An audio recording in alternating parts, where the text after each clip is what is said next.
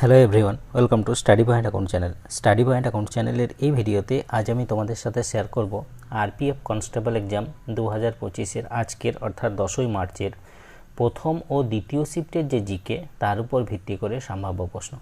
তো ভিডিও শুরু করার আগে তোমাদের কাছে রিকোয়েস্ট, ভিডিও ভালো লাগলে অবশ্যই লাইক করে দিয়ে শেয়ার করো এবং চ্যানেলে নতুন হয়ে থাকলে চ্যানেলটিকে সাবস্ক্রাইব করে নিন। তো চলো শুরু করা যাক। আজকের প্রথম প্রশ্ন যে ভারতের মোট এলাকা পৃথিবীর মোট ভৌগোলিক এলাকার প্রায় কত শতাংশ? ভারতের মোট এলাকা পৃথিবীর মোট ভৌগোলিক এলাকার প্রায় কত শতাংশ? এটা হলো 2.4%। 2.4%। মিঠুন চক্রবর্তীকে 2024 সালে নিচের কোন তারিখে 54তম দাদা সাহেব ফালকে পুরস্কার দেওয়া হয়েছিল? মিঠুন চক্রবর্তীকে 2024 সালে নিচের কোন তারিখে 54তম দাদা সাহেব ফালকে পুরস্কার দেওয়া হয়েছিল? এখানে তারিখটা জিজ্ঞাসা করেছিল। তারিখ হচ্ছে 8ই অক্টোবর 2024। 2024-এর 8ই অক্টোবর 6 থেকে 14 বছর বয়সী প্রতিটি শিশুর বিনামূল্যে এবং বাধ্যতামূলক শিক্ষার অধিকার কততম মৌলিক কর্তব্য? কততম মৌলিক কর্তব্যের মধ্যে পড়ে এটা? এটা হচ্ছে 11তম মৌলিক কর্তব্য। 11তম মৌলিক কর্তব্য কততম সংবিধান সংশোধনীর মাধ্যমে ভারতীয় সংবিধানে অ্যাড করা হয়েছিল? 86তম সংবিধান সংশোধনীর মাধ্যমে ভারতীয় সংবিধানে অ্যাড করা হয়েছিল। কত সালে? 2002 সালে। রাসতরঙ্গিনী বইয়ের লেখককে? রাসতরঙ্গিনী বইটি কে লিখেছেন? এই বইটি লিখেছেন কলহন। কলহন লিখেছেন। এটি কোন ভাষায় লেখা? সেক্ষেত্রে হবে সংস্কৃত ভাষায় এই বইটি রচিত। কোন আইনটি মন্টেগু চেমসফোর্ড এর রিপোর্টের উপর ভিত্তি করে তৈরি করা হয়েছিল? কোন আইনটি মন্টেগু চেমসফোর্ড এর রিপোর্টের উপর ভিত্তি করে তৈরি করা হয়েছিল? এটা করা হয়েছিল 1919 সালের ভারত শাসন আইন। 1919 সালে ভারত শাসন আইন। সংবিধানের কোন অনুচ্ছেদে সরকারি ভাষা কমিশন গঠনের বিধান রয়েছে? সংবিধানের কোন অনুচ্ছেদে সরকারি ভাষা কমিশন গঠনের বিধান রয়েছে? এটা আছে অনুচ্ছেদ 344। 344 নম্বর অনুচ্ছেদে। যদি বলা কত নম্বর পার্টে, সেক্ষেত্রে হবে পার্ট 17। অক্টোবর 2024 পর্যন্ত প্রধানমন্ত্রী জনধন যোজনার অধীনে কতগুলি অ্যাকাউন্ট খোলা হয়েছে? অক্টোবর 2024 সালের অক্টোবর পর্যন্ত প্রধানমন্ত্রীর যে জনধন যোজনা, সেই যোজনার অধীনে কতগুলি অ্যাকাউন্ট খোলা হয়েছে? অ্যাকাউন্ট খোলা হয়েছে 53 কোটি। 53 কোটি। ভারতে অধীনতামূলক মিত্রতা নীতি যে বাস্তবায়ন করেছিল, ভারতে কে অধীনতামূলক মিত্রতা নীতি কে বাস্তবায়ন করেছিল? এটা করেছিল লর্ড ওয়েলেসলি। লর্ড ওয়েলেসলি অধীনতামূলক মিত্রতা নীতি বাস্তবায়ন করেছিল। ভারতের বৃহত্তম বদ্বীপ নিম্নের কোন দুটি নদী একসঙ্গে গঠন করে? ভারতের যে বৃহত্তম বদ্বীপ, সেটা কোন দুটি নদী একসঙ্গে গঠন করে? এটা গঠন করে গঙ্গা ব্রহ্মপুত্র। গঙ্গা ব্রহ্মপুত্র নদীর দুটি নদীর গঠনে যে ভারতের বৃহত্তম বদ্বীপ গঠিত হয়, গঙ্গা এবং ব্রহ্মপুত্র। ভারতীয় সংবিধানে কোন সাংবিধানিক সংশোধনের মাধ্যমে সমবায় সমিতিগুলিকে সাংবিধানিক মর্যাদা দেওয়া হয়েছিল? ভারতীয় সংবিধানে কোন সাংবিধানিক সংশোধনের মাধ্যমে সমবায় সমিতিগুলিকে সাংবিধানিক মর্যাদা দেওয়া হয়েছিল? এটা দেওয়া হয়েছিল 97তম সংবিধান সংশোধনী, যেটা হয়েছিল 2011 সাল। দীপম 2.0 প্রকল্প কোন রাজ্য শুরু করেছে? দীপম 2.0 প্রকল্প কোন রাজ্য শুরু করেছে? এটা করেছে অন্ধ্রপ্রদেশ। অন্ধ্রপ্রদেশ রাজ্য শুরু করেছে।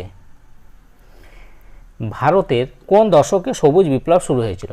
ভারতে কোন দশকে সবুজ বিপ্লব শুরু হয়েছিল? সবুজ বিপ্লব শুরু হয়েছিল 1960-এর দশকে। 1960-এর দশকে ভারতে সবুজ বিপ্লব শুরু হয়েছিল। এক্সাক্ট যে সাল, সেটাও অনেক সময় জিজ্ঞাসা করা হয়। 1965-66 সালে ভারতে সবুজ বিপ্লব শুরু হয়। মন্টেগু চেমসফোর্ড 1916 সালে কোন পদে অধিষ্ঠিত ছিলেন? মন্টেগু চেমসফোর্ড 1916 সালে কোন পদে অধিষ্ঠিত ছিলেন? তিনি ছিলেন সেই সময় ভারতের ভাইসরয়, অর্থাৎ 1919 সালে ভারতের ভাইসরয় ছিলেন মন্টেগু চেমসফোর্ড। কোন পঞ্চবার্ষিকী পরিকল্পনায় কৃষি ও সেচের দিকে নজর দেওয়া হয়েছিল? কোন পঞ্চবার্ষিকী পরিকল্পনায় কৃষি ও সেচের উপর জোর দেওয়া হয়েছিল? এটা দেওয়া হয়েছিল প্রথম ও তৃতীয় পঞ্চবার্ষিকী পরিকল্পনায়। প্রথম ও তৃতীয় পঞ্চবার্ষিকী পরিকল্পনায়। সৈয়দ বংশ কোন সাল থেকে কোন সাল পর্যন্ত দিল্লিতে রাজত্ব করেছিল? সৈয়দ বংশ কোন সাল থেকে কোন সাল পর্যন্ত দিল্লিতে রাজত্ব করেছিল? সৈয়দ বংশ 1414 থেকে 1451 সাল পর্যন্ত দিল্লিতে রাজত্ব করেছিল। 1414 থেকে 1451 সাল পর্যন্ত। ভরতমুনি কোন গ্রন্থে ঘন বাদ্যযন্ত্রের উল্লেখ করেছেন? ভরতমুনি কোন গ্রন্থে ঘন বাদ্যযন্ত্রের উল্লেখ করেছেন? এটা করেছেন তিনি তার নাট্যশাস্ত্রে ঘন বাদ্যযন্ত্রের উল্লেখ করেছেন। শব্দ সম্পর্কে নিচের কোন উক্তিটি সত্য নয়? শব্দ সম্পর্কে নিচের কোন উক্তিটি সত্য নয়? সেখানে একটা অপশন ছিল যে শব্দ তরঙ্গ হলো অনুদৈর্ঘ্য তরঙ্গ, এই অপশনটা ঠিক নয়। শব্দ তরঙ্গ হলো অনুদৈর্ঘ্য তরঙ্গ, এই অপশনটা ঠিক নয়। 1793 সালে চিরস্থায়ী বন্দোবস্ত কার্যকর করার সময় ভারতের গভর্নর জেনারেল কে ছিলেন? 1793 সালে চিরস্থায়ী বন্দোবস্ত কার্যকর করার সময় ভারতের গভর্নর জেনারেল কে ছিলেন? তিনি হলেন লর্ড কর্নওয়ালিস। লর্ড কর্নওয়ালিস ছিলেন সেই সময় ভারতের গভর্নর জেনারেল। কোন আন্দোলন বিদেশি পণ্য বর্জন করেছিল? কোন আন্দোলন বিদেশি পণ্য বর্জন করেছিল? এটা করেছিল স্বদেশী আন্দোলন। স্বদেশী আন্দোলনের সময় বিদেশি পণ্য বর্জন করা হয়েছিল। ল্যাকটিক অ্যাসিড নিচের কোন রান্নাঘরের জিনিসে পাওয়া যায়? ল্যাকটিক অ্যাসিড নিচের কোন রান্নাঘরের জিনিসে পাওয়া যায়? একটা অপশন ছিল দই, দইয়ে পাওয়া যায় ল্যাকটিক অ্যাসিড। 2024 সালে কে ইয়েস ব্যাংকের নতুন এক্সিকিউটিভ ডিরেক্টর হয়েছেন? 2024 সালে ইয়েস ব্যাংকের নতুন এক্সিকিউটিভ ডিরেক্টর হয়েছেন মনীষ জৈন। মনীষ জৈন হয়েছেন এক্সিকিউটিভ ডিরেক্টর ইয়েস ব্যাংকের। কে গ্রিক দূত মেঘাস্থিনিসকে চন্দ্রগুপ্ত মৌর্যের দরবারে পাঠিয়েছিলেন? কে গ্রিক দূত মেঘাস্থিনিসকে চন্দ্রগুপ্ত মৌর্যের দরবারে পাঠিয়েছিলেন? এটা পাঠিয়েছিলেন সেলুকাস। সেলুকাস নিকেটার মেঘাস্থিনিসকে চন্দ্রগুপ্ত মৌর্যের দরবারে পাঠিয়েছিলেন। 2024-25 সালের বাজেটে কাশী বিশ্বনাথ করিডর মন্দিরের মতো কোন মন্দির নির্মাণের কথা ঘোষণা করা হয়েছে? 2024-25 সালের বাজেটে কাশী বিশ্বনাথ করিডর মন্দিরের মতো কোন মন্দির নির্মাণের কথা ঘোষণা করা হয়েছে? এটা করা হয়েছে বিহারের গয়ার বিষ্ণুপদ মন্দির এবং বোধগয়ার মহাবোধি মন্দির। অমর্ত্য সেন, যিনি 1999 সালে ভারত রত্ন পেয়েছিলেন, তিনি কোন বিষয়ের জন্য সম্মানিত হন? তিনি কোন বিষয়ের সাথে সম্পর্কিত বা কোন বিষয়ের জন্য সম্মানিত হন? অর্থনীতি, কল্যাণ অর্থনীতি। স্বরাজ আমার জন্মগত অধিকার, আমি তা অর্জন করব, এই স্লোগান কে দিয়েছিলেন? স্বরাজ আমার জন্মগত অধিকার, আমি তা অর্জন করব, এই স্লোগান দিয়েছিলেন বালগঙ্গাধর তিলক। বালগঙ্গাধর তিলক। ঘটম কোন ধরনের বাদ্যযন্ত্র? ঘটম কোন ধরনের বাদ্যযন্ত্র? এটা হলো তাল বাদ্যযন্ত্র। তাল বাদ্যযন্ত্র। এরপর দ্বিতীয় শিফটের উপর ভিত্তি করে সম্ভাব্য প্রশ্ন। প্রথম প্রশ্ন, নিম্নের কোথায় কুম্ভ মেলার আয়োজন করা হয় না? নিম্নের কোথায় কুম্ভ মেলার আয়োজন করা হয় না? দেখো, কুম্ভ মেলার আয়োজন বারাণসীতে করা হয় না, এই অপশানটা ছিল, বারাণসী অপশান ছিল। কুম্ভ মেলা 4টি শহরে অনুষ্ঠিত হয়, সেগুলো কি কি? প্রয়াগরাজ, উজ্জয়িনী, হরিদ্বার এবং নাসিক, এই 4টি শহরে অনুষ্ঠিত হয় কুম্ভ মেলা। মুন্ডারি কোন রাজ্যের লোকনৃত্য? মুন্ডারি হলো ঝাড়খণ্ডের লোকনৃত্য। ঝাড়খণ্ডের লোকনৃত্য হলো মুন্ডারি। 2011 সালের জনগণনা অনুসারে কোন রাজ্য বা কেন্দ্রশাসিত অঞ্চলের জনসংখ্যার ঘনত্ব সবচেয়ে বেশি?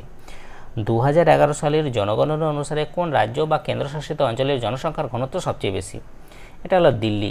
দিল্লির জনঘনত্ব সবচেয়ে বেশি কেন্দ্র রাজ্য মিলে যদি ধরা হয়।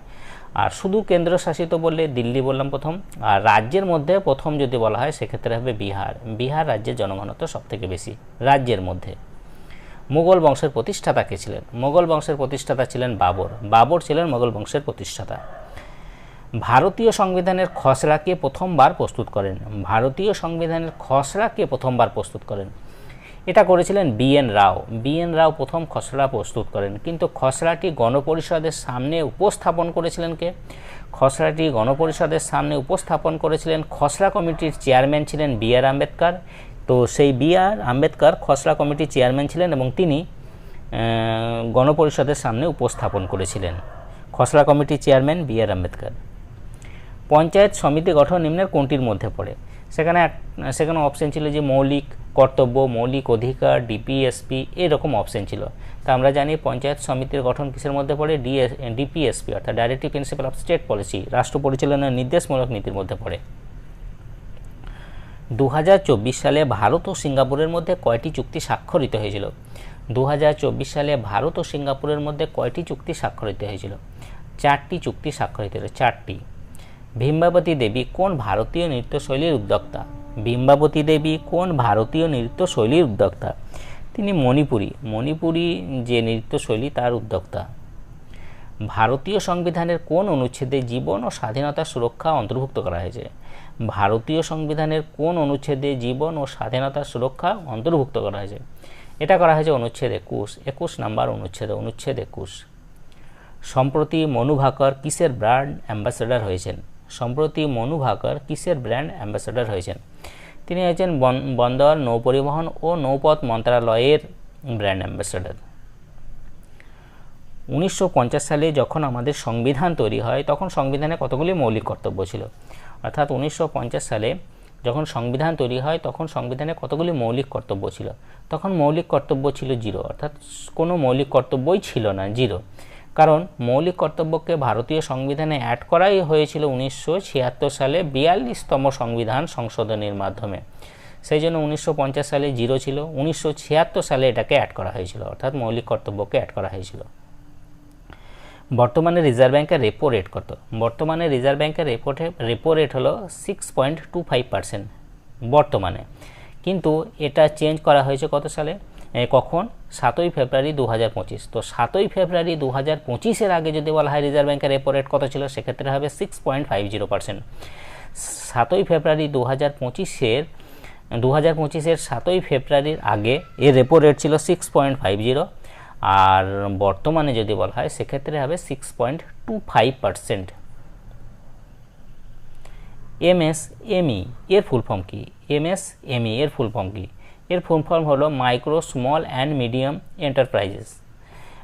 Micro, small and medium enterprises. ভারতের দ্বিতীয় পারমাণবিক বিদ্যুৎ কেন্দ্র কোথায় অবস্থিত? ভারতের দ্বিতীয় যে পারমাণবিক বিদ্যুৎ কেন্দ্র সেটা কোথায় অবস্থিত? এটা অবস্থিত রাওয়াতভাটা, রাজস্থানের রাওয়াতভাটাতে অবস্থিত। ভারতীয় সংবিধানে 152 থেকে 167 অনুচ্ছেদে কি উল্লেখ আছে? ভারতীয় সংবিধানের 152 থেকে 167 অনুচ্ছেদে কি উল্লেখ আছে? এটা আছে রাজ্যের যে কার্যনির্বাহী ক্ষমতা সেটা উল্লেখ আছে, রাজ্য কার্যনির্বাহী ক্ষমতা। 1857 সালের বিদ্রোহের সময় অমর সিং কোথা থেকে ব্রিটিশদের বিরুদ্ধে নেতৃত্ব দিয়েছিলেন? 1857 সালের বিদ্রোহের সময় অমর সিং কোথা থেকে ব্রিটিশদের বিরুদ্ধে নেতৃত্ব দিয়েছিলেন? তিনি দিয়েছিলেন জগদীশপুর এবং আরা থেকে নেতৃত্ব দিয়েছিলেন। ভিনিগারে কোন অ্যাসিড পাওয়া যায়? ভিনিগারে যে অ্যাসিডটি পাওয়া যায় সেটা হলো অ্যাসিটিক অ্যাসিড। অ্যাসিটিক অ্যাসিডের সংকেত হলো CH3COOH, অ্যাসিটিক অ্যাসিড। রাজ্যপালকে কে নিয়োগ করেন? রাজ্যপালকে নিয়োগ করেন রাষ্ট্রপতি রাজ্যপালকে নিয়োগ করেন। জাতিসংঘের উন্নয়ন কর্মসূচির 2023-24 সালের মানব উন্নয়ন প্রতিবেদন অনুযায়ী ভারত কত স্কোর করেছে? ভারতের যে স্কোর সেটা কত হয়েছিল?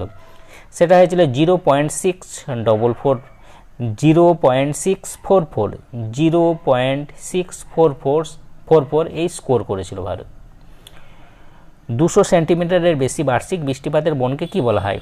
200 সেন্টিমিটারের বেশি বার্ষিক বৃষ্টিপাতের যে বন সেটাকে কি বলা হয়? সেটাকে বলা হয় গ্রীষ্মমণ্ডলীয় চিরহরিত বন। তো এই ছিল আজকের প্রথম ও দ্বিতীয় শিফটের উপর ভিত্তি করে কিছু সম্ভাব্য প্রশ্ন। যদি তোমাদের ভিডিওটা ভালো লাগে অবশ্যই লাইক করে দিয়ে শেয়ার করে দেবো এবং চ্যানেলে নতুন হয়ে থাকলে চ্যানেলটিকে সাবস্ক্রাইব করে নিও। তা আজ এই পর্যন্ত, ওকে বাই।